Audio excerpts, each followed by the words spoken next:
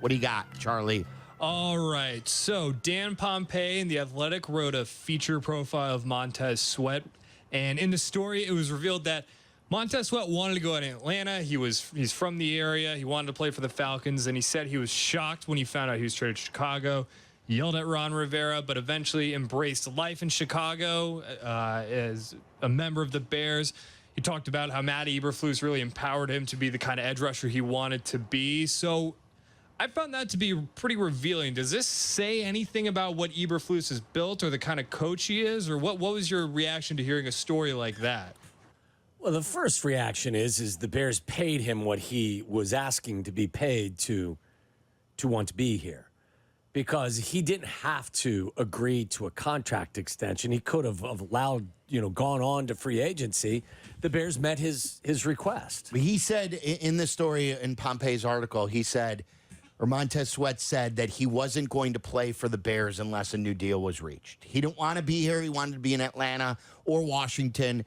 And if a new deal when the Bears traded for him, wasn't reached, he would never have gone on the field with the Bears. So, I mean, look, I don't mean this as a disrespectful comment about Coach Eberflus, and Montez Sweat may have grown to love Matt Eberflus. If the Bears were offering him $8 million a year for 3 years, he wasn't going to stay here. Like, they met his ask, and he signed an extension, and then it feels like that relationship has blossomed, and he is right at home here. Thankfully, he's a Bear. Going into specifically what you're asking, too, about Eberflus, Charlie, I think Eberflus is a decent defensive coordinator. I don't think he's the best defensive coordinator, but he's proven to me that he's a better defensive coordinator calling plays than he is as a head coach. We're going to find out a lot about Matt Eberflus this year. Especially on Hard Knocks, I think. Yeah.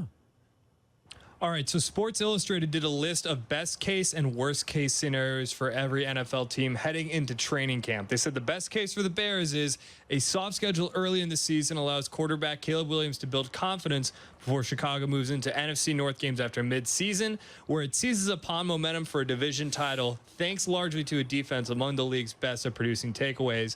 The worst case is the Bears finish last in the division again as Williams struggles, forcing too many passes into coverage for interceptions. Their defense never develops a second pass rusher to assist Montez Sweat and can't produce pressure to force turnovers like it did during the second half of last season. So no middle ground here. If you had to pick which one they end up closer to, do you think it's best case scenario or worst case scenario? Best. I'm going to go best, too, for a couple of reasons. First of all, I don't believe they're not going to add a pass rusher. I don't know who it's going to be. Ngakoue is available. I wouldn't pay him what you paid him last year. If he wants to come in at half the price and be part of the rotation, fine. I think that Ryan Poles has done a nice job protecting his cap space, and he's got a full complement of 2025 draft picks. Maybe there's a guy they can add via a trade or somebody that becomes available for whatever reason. Maybe a guy gets cut, or maybe I don't even know if there's somebody else out there right now, but they're going to add somebody. And I don't believe that Caleb Williams is going to fall flat on his face. I think it's much more likely that he is a pleasant surprise versus being a miserable disappointment. We're screwed if that happens. So I'll go with the positive part of it. But like minus the Caleb thing, like you can make a case for them finding another pass rusher and that defense taking another step.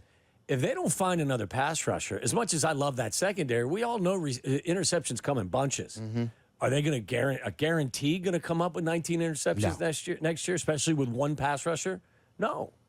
So they still should have had more, right? I mean, like how many did Jalen Johnson drop? There were a couple dropped, but I mean, again, those things for most teams, until you've done it consistently, those things come in bunches.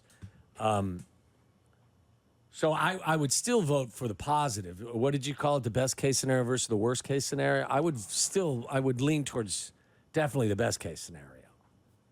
All right, so ESPN released their top 10 receivers based on what coaches and executives, coaches, and scouts rank them. Outside of the top 10 was DJ Moore. He was only an honorable mention, not inside the top 10. Is that fair or unfair? And if fair, can we see him move into the top 10 Who's this coming 10? year? Give me number I'm 10. going to give you the because I thought we were going to have a good conversation about this. Can you guess number one? Number one, is it JJ and Justin Jefferson is one. in Minnesota. Number two. See how many you can get in a row. Number 2 is Tyreek Hill. Well done, sir. Number 3. Number 3 would be Queen City. Oh yeah, Jamar Chase. yeah, Chase. Number 4 is C.D. Lamb. Okay. Number 5 is Devontae Adams. At this point, I got Devontae Adams at number 5. Yes. You think so? Yeah. I disagree with that. And At he's this getting point, older, yeah. And who's throwing last him the football? season was not as good as Like- years past. And who, like, okay, go ahead. Number 6 is A.J. Brown. I'd put him above. I would put him above Devontae? Adams right now. Number 7 is Amon-Ra St. Brown. Number 8 is Mike Evans. Number 9 is Stephon Diggs. And number 10 is Brandon Ayuk.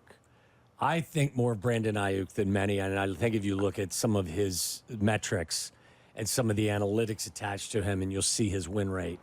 I've I'd always, put Ayuk ahead of Diggs. me too, and I've Yeah. always told you that I think more of DJ Moore at this point than Diggs. Yes. I think more of Ayuk than both of them at this Yes. point. And I think Ayuk is a better pure receiver than Debo Samuel. Debo Samuel can do some stuff that Ayuk can't do. But as a pure receiver, route running, and all that other stuff, Ayuk's the better player. Let me read you. This was the point I wanted to make because I love Amon-Ra St. Brown. I think he's a fabulous player. But this is where I said this description of Amon-Ra St. Brown, you could, I think you could remove his name and put DJ's name in, and it would be the same description. Has elite football instincts for the position, an NFL coordinator said. Understands to attack leverage, runs hard every play, plays inside and out, makes all the tough catches on high leverage downs, blocks, plays physical. The only thing he doesn't do is win outside the red line, close to the sidelines, but that's not how the game works anyway.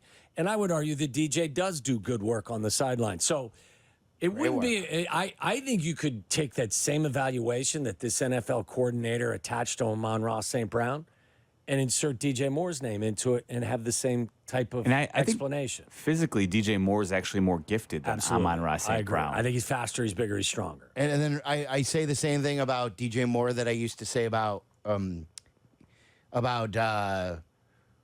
A-Rob? yeah, Allen Robinson before he totally dropped off the face of the earth.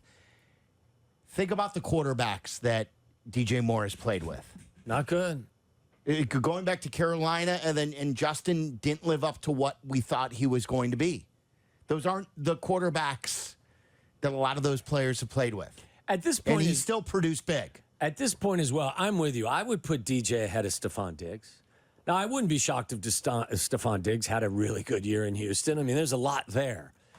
I think I would put him ahead of Mike Evans at this point as well. Played with Josh Allen last year, and what were his numbers? Well, yeah, and the fall off was terrible for Diggs. Yeah. The last night, the reason they traded him away was the last half of the season. Yeah. He was not Non-existent. productive. Yeah. And look, I think Mike Evans is still a really good receiver, but People were ready to write him off last year, and then he had a spectacular year. Mike Evans? With Baker. Yeah. Like, no one Baker thought that played would well. happen. Baker played great. yeah. I'll tell you what, if it's only because he's only got 1 year, but Puka Nacua could very easily Yes. crack this list. Puka Nacua actually was mentioned in the also receiving votes category.